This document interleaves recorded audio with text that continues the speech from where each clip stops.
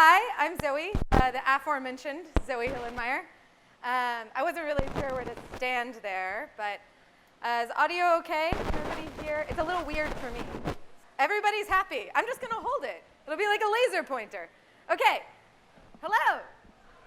Wow, this is so exciting. There are so many people in this room wanting to learn about machine learning, and in particular, people who are looking to make impact in the world.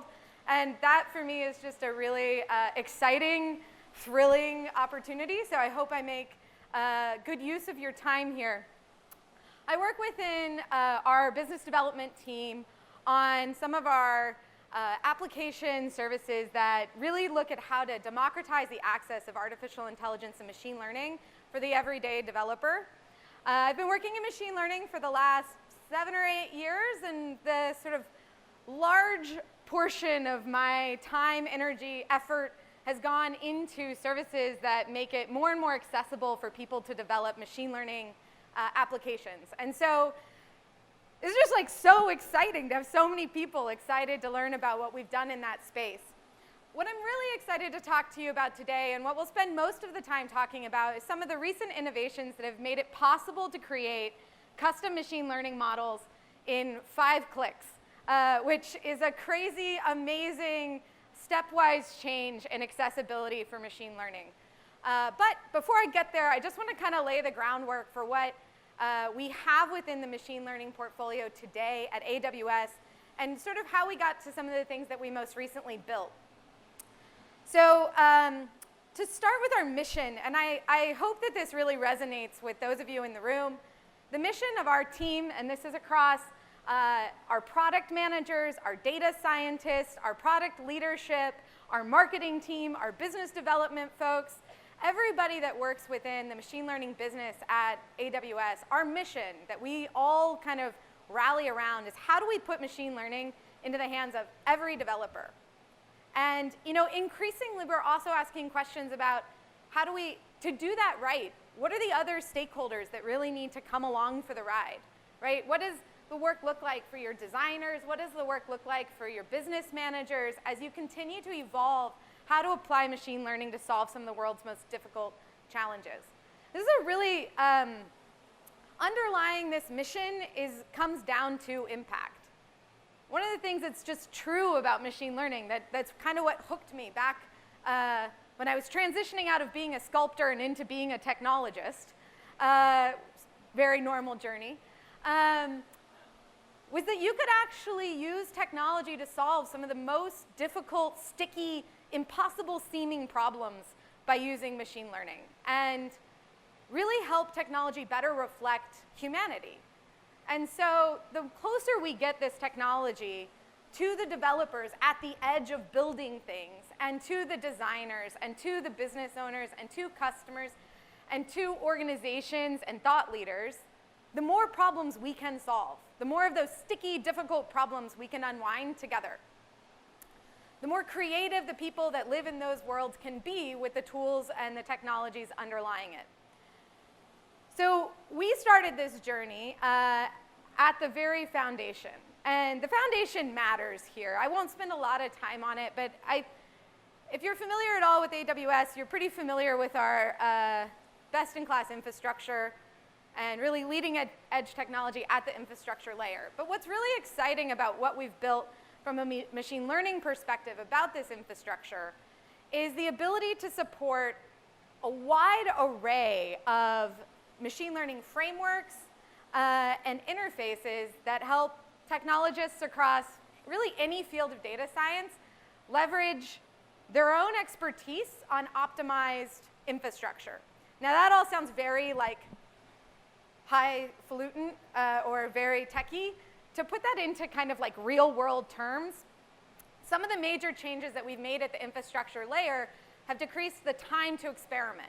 So for example, 2 years ago we launched the P3 instance, which is a custom-made silicon to help run your machine learning instances faster. And that brought down the time to train models by 14x. So as somebody who sits around building custom models to test things, that means my experiment no longer took 2 weeks, it took a day. So like that just changes the way that you can get things done and the types of questions you can ask, because one data scientist just became 14 times more productive. 14 times more questions they can ask. Now, despite all of the advancements we've made at this layer to bring down costs and increase performance, the reality is that this space still takes quite a lot of unique training to be able to leverage efficiently. And so 2 years ago, we announced Amazon SageMaker, which is really a whole kit of tools for your production level data scientist to solve some of the hardest problems in building custom machine learning models. So whether that's about annotating data or selecting the right notebook to run an algorithm, all the way through to deployment. So you have a great model that does amazing things. I'll share some stories behind some of those models here in a second. But you need to be able to deploy it out to any endpoint. And we had data scientists spending their days doing things like, annotating data, saying if something was red or blue. With a PhD in data scientist sitting there, red, blue, and taking that to use it to train a model.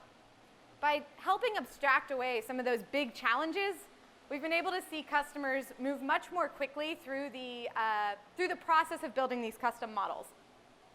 I wanted to share with you 2 examples of that. And then I'm going to spend the rest of the conversation talking about some of the things we've done where you don't have to have any machine learning experience to get started. One of the examples I wanted to share with you is with Celgene. So Celgene used the SageMaker platform to help manage toxicology predictions on new chemicals and thinking about how do we figure out which are sort of non-starters for managing the treatment of a patient with a particular condition. And the thing I really love about this story is the team was able to start building models that used to take 2 months in 4 hours. So I was doing the math on this because I was just sitting here thinking about the people I got to talk to today. All of you, if you are fortunate enough to have some access to data science resources, and they can start to run some machine learning workloads, and today they're not making the most of their time, like these folks from Celgene originally, before sort of transferring over to this new process. These guys went, I did the math, 80 times faster. 80 times more impact that these folks can have, the exact same individual. 80 times more questions they can ask. That's, by the way, what happens when you take 2 months. You give it 8 hours of work in a day, 5 days a week over 2 months, and you divide it by 4. 80 times difference. And to me, that just changes the power of how many questions we can ask and what kind of solutions we can build together. The other one I wanted to share with you is with Loro, which is a robot that helps wheelchair-bound individuals engage more freely within their environment in a sensitive way. And the way that they're using Amazon SageMaker is to iteratively learn the preferences of its users. What I love about this use case is it just shows the power of bringing machine learning out to the edge of a designer so that you can really put it in place in a moment that matters to a person. And really start to think about how do we build products and experiences that are more inclusive, more aware, more human, at the edge of the human who is using them. I'm going to spend the rest of this talk fulfilling the title. So machine learning in 5 clicks. Everything else that I spoke about so far does take some pretty decent machine learning experience. We certainly have several courses to help people onboard into that. We are looking at how to move from being a more everyday developer into an ML developer and have several tools available to help your resources make that journey.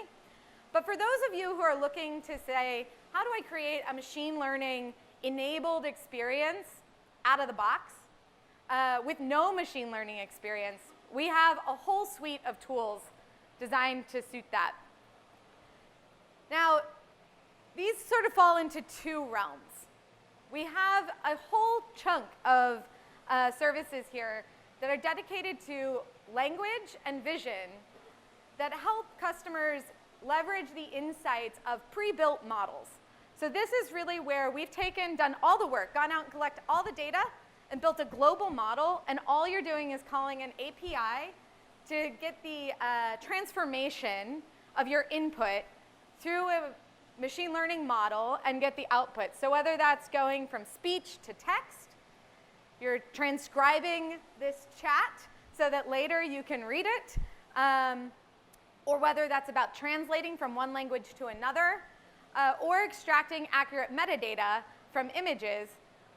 These models require, the only skill set required to leverage these technologies is the ability to call an API and the awareness that they exist. So if you can call an API, I've just made you all aware, so you are now set. You could go off and complete a workload on one of these tools today, walking out of this room. And in fact, you can test these technologies with no capacity to call an API. You can do all of these directly from the console, and you can test them on use cases that you have. So even if you have no technical background, you can test an idea and see if it'll work well within your use case and how you want to apply it. So how are customers applying this at the edge of their use cases and their users?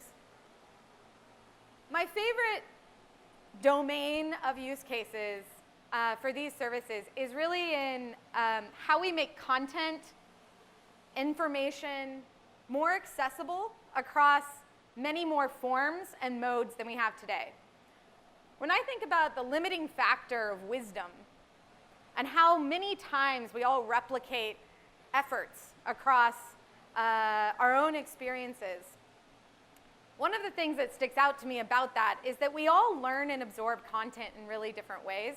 So how do we create content that's more nimble, information that's more nimble, and that reaches people in the domain of their preference, in the mode of their preference, in the language of their preference, in the form of their preference? And so we've been working with customers like Lionbridge, who leverage Amazon Translate to translate content significantly faster, where they're able to pair human translators with automatic translation so that they can translate more content into more languages so people can absorb more content in the language of their preference. Another one that I really love is from ETS, who is using Amazon Polly to give blind and low vision time checks on the GRE. This is a really kind of nuanced use case, and I think the nuance is really relevant to how important it is to democratize the access to these technologies. So when taking a test,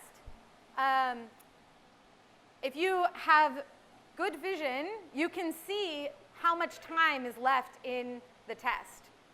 You can be basing your own decisions on how fast or how slow to progress through the test based on that time check and your own ability to check that information. Well, blind and low vision students don't have that capability, but ETS was able to leverage Polly to essentially create like a little chime that when it goes off, it'll notify the user of how much time is left in the test. So if you're blind and low vision, you can get that input and make those choices on the fly as you're testing.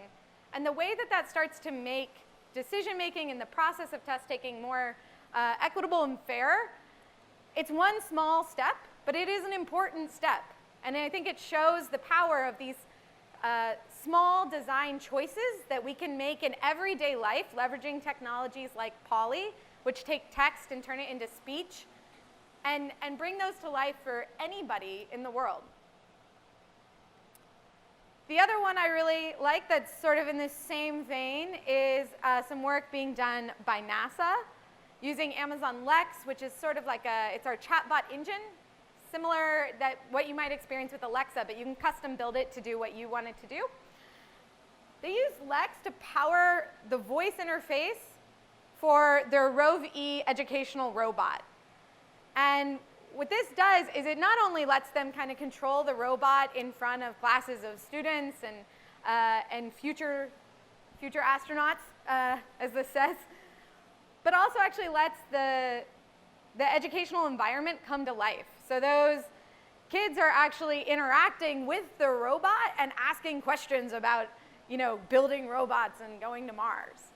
And so again, how do we think about creating content that lives in more ways, that's more accessible to more people, is just a really interesting challenge, I think, for all of us to undertake. And it's a very solvable, it's a very design-rich space to innovate in. There's so many tools. So I went through them kind of quickly, but just to call these out, across our vision services, and actually the lunchtime session, you'll learn about some use cases in vision, so I didn't call them out here, but across the vision services, we have capabilities to extract metadata from images, extract metadata from videos, as well as actually extract the text from images so that you can process things like medical forms, you can process things like intake forms, and really, like, you upload the document and you get the data out. So if you have people sitting around doing form intake and putting that into a database, you can automate that. Those people can start calling those people and talking to them about, you know, how they can help versus putting data entry into an Excel file. You can automate the detection of missing information. We have customers who are using this to, you know, proactively identify if not enough information is present to achieve a certain, you know, medical procedure or to go through to provide a certain type of service, which can be pretty useful if what you're trying to do is optimize the experience for your end user on getting to products or services that they need.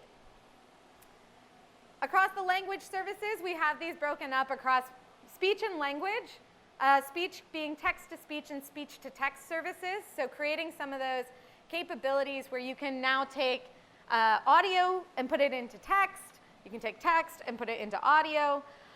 Similarly, within our language services, our translation capabilities and natural language processing that can extract meaningful entities and structure within unstructured text. A lot of customers and organizations using this today to understand the voice of their customer, what's being said, how can I help, what's happening.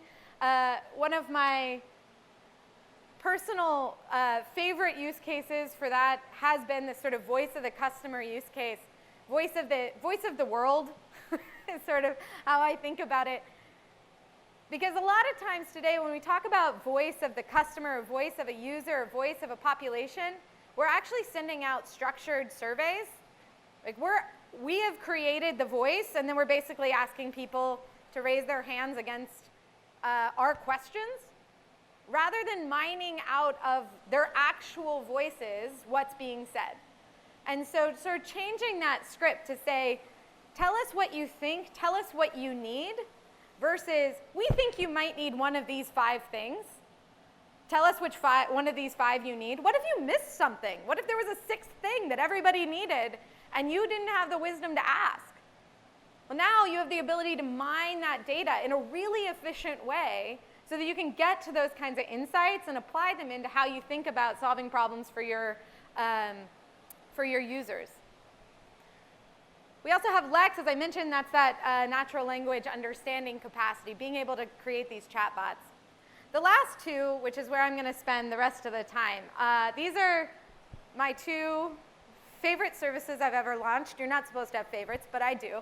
I've launched at this point 15 services in machine learning and artificial intelligence, and I've never been more excited than what we've built with Amazon Personalize and Amazon Forecast. These are the services that fulfill the promise made in the title, machine learning in 5 clicks. And these services bridge the gap between these sort of global models that I talked about with language and vision, where we've pre-built that whole model, and the capacity of building a custom model. We've sort of taken the best of both worlds and merged them together into these 2 services. And these services allow you, the user, a developer, and increasingly non-developers, to get in and build custom machine learning models on your own data with no machine learning experience required. So we're talking about the same skill set that could use something like Amazon Poly, but to build a custom model that's specific to your data. And in the past, this just hasn't been possible. You've always needed some level of machine learning experience to be able to build a custom machine learning model. So how did we do it? I won't spend a ton of time here because we have a mixed crowd of people who are extremely technical who would probably love to get into the weeds on this. And if that's you, we can talk later. But I do want to give you kind of the building blocks. So the way that we thought about this and that we designed it is you can bring in your data. You can bring it in through S3. For Personalize and Forecast, the models look about the same, but I'll start with Personalize here.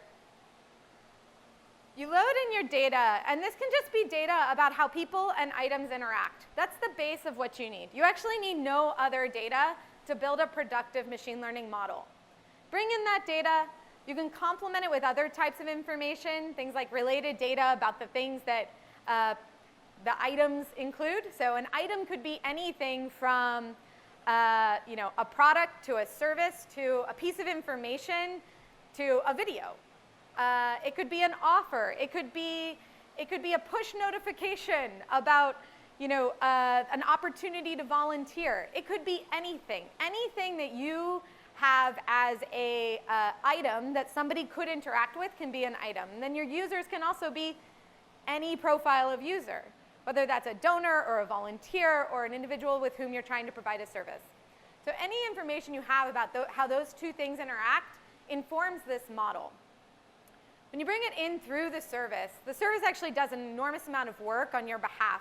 We've been able to leverage the 20+ years of recommendation technologies and research done within Amazon.com to build this sort of streamlined, simplified process that lets you bring in that data and automatically determine the appropriate algorithm to match it to and generate a model on your behalf. You can also select your own. We've pre-built the service with 6 different algorithms that work great for recommendations, so you don't need to go learn all of those things. You can truly pull it from a drop-down menu. It even explains each one of those approaches in very human language that everybody in this room could understand or learn to understand. And you can take those things and then apply it within your business really rapidly, because once the model's built, we manage all of the hosting and the deployment as well. So all you need to do is, again, call that API, and you now have a recommendation model that is built on the same underlying research and technology that we've been able to develop over the last 20 years that you can put into production today and get out to your user base tomorrow, or actually also today, depending on how you're rolling out code, and get the impact out to your users really quickly. And so, when we think about this, it's very similar how we approach the challenge with forecasting. Of course, in this case, we're looking at time series data, so bringing in time series data that can help you determine and predict the future demand or the future requirements, future workforce needs to solve a certain desire in the market or in your population. These also go into a sort of AutoML process where you can either select the algorithm of your choice, or you can let the machine learning do the work for you and get an AutoML generated model that you can use to call against in production for workloads that, where you're trying to sort of predict the future of a given demand, workforce, or resource need. And so when we think about how you take those two services and apply them into your worlds, first of all, these are new. I want to just these are new. They're brand new. Amazon Personalize became generally available in June. Amazon Forecast is currently in preview. So just to note, so I'll spend a little bit more time on some of the use cases that we've seen with Personalize, but I'm going to touch on some of the things that we start to see happening within Forecast as well, in terms of the impact and what we can do, in real life, in partnership with you guys.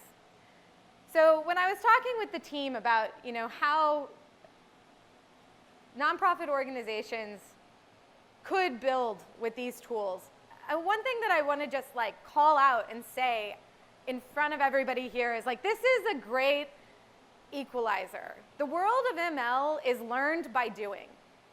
So if you leave today and you start building, you're ahead. you are with the momentum. You are innovating at the edge of your customers. That is happening. And whoever builds sort of builds the future. And I really want to do that with you guys, like really, really want to do it with you. Because there's so much that we can do together, and we've worked so hard to make these technologies more accessible to more people. So one of the use cases that I have is with Domino's, and this is Domino's Australia.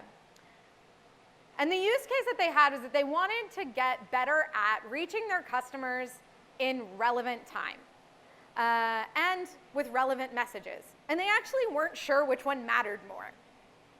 Does it matter that I send the message at the right moment, or does it matter that I send the right message? And is there some way for me to fuse those two things together and send the right message at the right moment?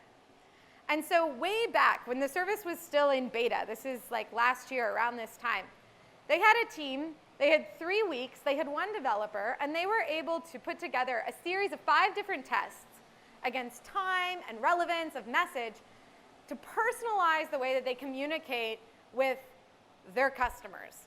They had all sorts of interesting challenges they wanted to understand, right? If I have a deal that has 4, buy 3 pizzas, get 1 free, and I go send that, to Zoe, who lives with her partner and her dog, and her partner's gluten-free, like probably not gonna get adopted. Probably not. And if I send the message at 4 p.m. instead of 4:30 or at 6, depending on when she's interacted in the past with an offer, can I also increase the chances that she interacts? And they were able to see really important outcomes from that changed the way that they thought about designing their offers. They were able to see a substantial reduction in time to absorb the information. So one of the tests that they ran was on this time piece. And they used Amazon Personalize against the existing engine that they had. And because they were able to customize the time that these messages were delivered based on previous interaction data between users and offers, they reduced the time to click between the control group and the test group by 33 minutes. So the original group had 88-minute delay if they clicked at all to click. And the test group that leveraged Amazon Personalize they were able to bring that time down to 55 minutes. So then they thought, okay, so time matters. Do I have my message right? And they were able to run the same test on that. And I don't need to go into depth on Domino's. What I want to talk about is how you guys can think about these same technologies within the context of the problems you're trying to solve. So when time matters, in the event of an emergency, in the event of asking for participation, asking for input, getting to contact, again, your users, your volunteers, your donors, how do you reach them at the right moment, through the right channel, with the right message that actually matters to them?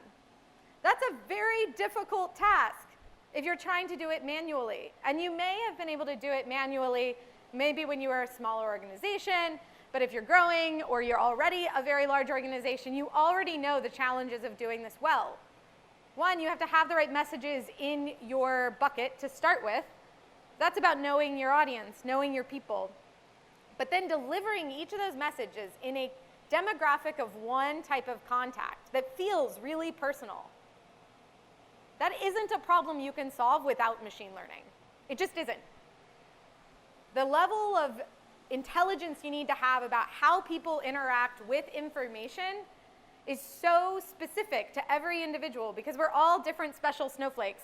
In fact, in the beautiful future of this talk, right, all of you get to interact with me in exactly the way you want to. I've replicated myself somehow and you're all accessing it in a way that's really great. And so you're getting the nuggets that really matter to you in the moment that you want, and this is an approximation of that.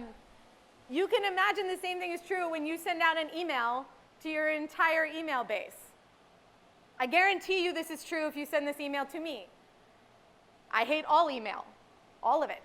And so I guarantee that unless you've delivered exactly the right message in exactly the right moment through exactly the right channel, the likelihood that I even have the chance to care is pretty low. Using neural nets and the capability of how we interact with information to determine the future pattern of that can change this dramatically for you and your teams.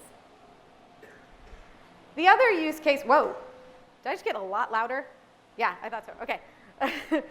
The other use case that I'm really interested in for Personalize that I think we could all work together on to bring into reality is about matching people to information, to services, to resources.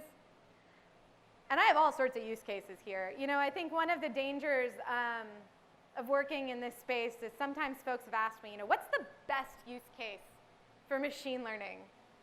And I'll sort of be like, well, that's like asking what was the best use case for the internet in 1997. Like, there are hundreds. Even within one use case, there may be 10 different little sub-use cases that you can work on and solve against with machine learning. Which is why I say that you learn by doing, and that the people who build will be the people who build what happens next. Pathé Thuis, this is a VOD provider out of the Netherlands. And they have a small and agile team with limited machine learning experience. And they, like Domino's, they were able to leverage Amazon Personalize to create a content recommendation service. What I love about these customers, and particular Pathé Thuis, like this is a small team. We're not talking about 10 data scientists. We're talking about a couple of people who learned how to use the service and built a machine learning model. It's neural net enabled, responsive to customers, and works on the fly to learn information that in the past they didn't have the resources to put against. So they may not have had the chance to pull all the metadata about a certain genre or certain preferences about a user. You don't need it, because they have the information about how users interact with the content that they have, and you can use that to build these models that do that extraction for you. And so, you know, when I think about the use cases here, they're sort of endless. And in the last year, we've had the chance to talk with and work with customers who are looking at, you know, how do we take people who currently are seeking housing, don't have any housing resources, and match them to housing resources that they qualify for? How do we work with healthcare providers to match people with wellness plans? How do we work with donors and match them to the places that they would be most eager to donate? How do we match volunteers to volunteer opportunities? Any matching problem that you have is really a recommendation problem. And understanding the behavior that your users have had in the past, no matter who that user is, whether it's an employee or whether it's a volunteer or whether it's an end user, understanding the experience that they've had can help you better deliver what you have available to them in a way that's much faster for them to get to what they need.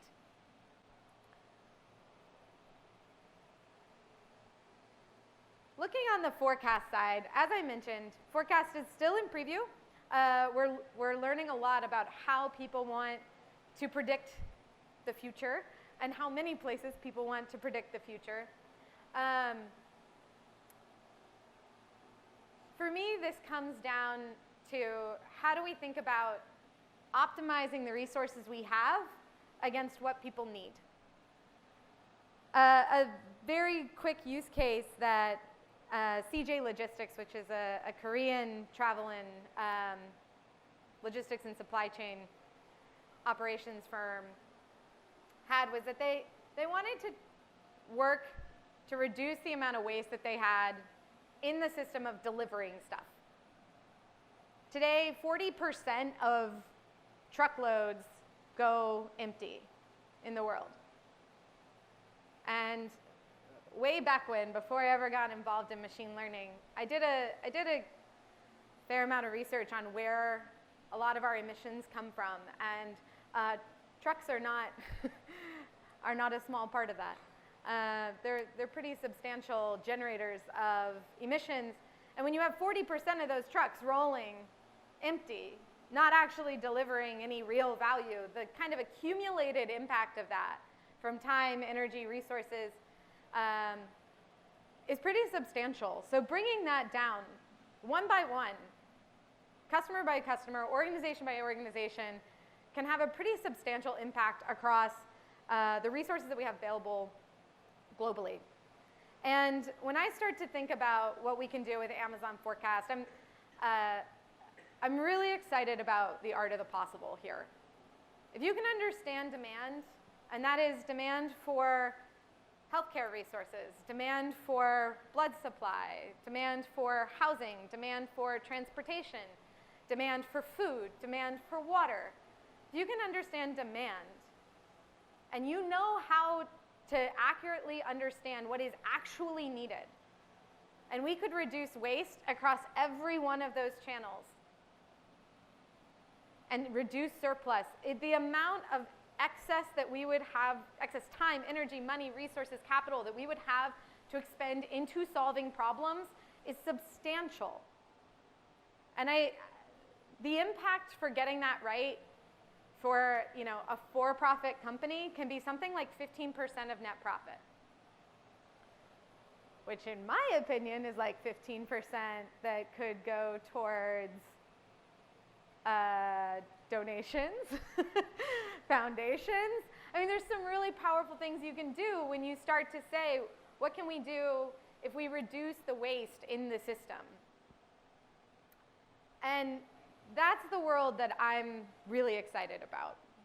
We're partnering across teams like our IoT friends, blockchain, to ask even more questions about what we can do across the entire supply chain to understand demand signals really early, to understand behaviors all the way up and down the supply chain, and then ensure that that reflects the values and the sort of mensa of the population who's on the other end of receiving that service, so that we can properly reflect the value that we seek to create all the way through from sort of concept to delivery with as little friction and waste as possible in the entire process.